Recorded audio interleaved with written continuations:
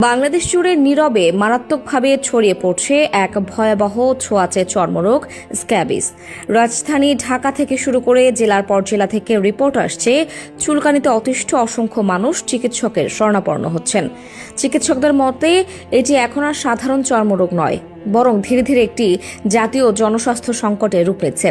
Scabies নামের এই রোগটি একটি ক্ষুদ্র কিন্তু মারাত্মক পরজীবী মাইট, যা মানুষের ত্বকের নিচে গর্ত করে ডিম পাড়ে। ফলাফল তীব্র চুলকানি, ফুসকুড়ি, ঘুমহীন রাত আর অস্বস্তিতে ভরা দিন। কেউ কেউ নিজের শরীর চুলকাতে চুলকাতে রক্ত বের করে ফেলছেন, তাও আরাম মিলছে না।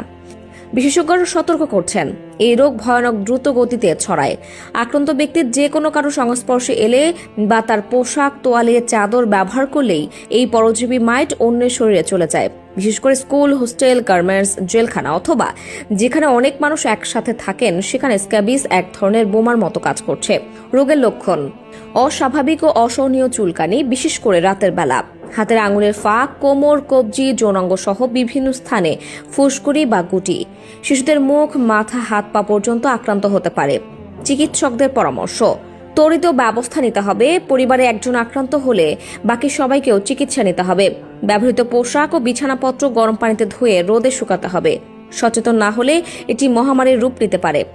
জনগণের প্রতি বার্তা: নিজের ও পরিবারের জন্য সতর্ক হন। অপরিচ্ছন্নতা, অবহেলা আর গাদাগাদি করে বসবাস এই রোগকে ডেকে আনে।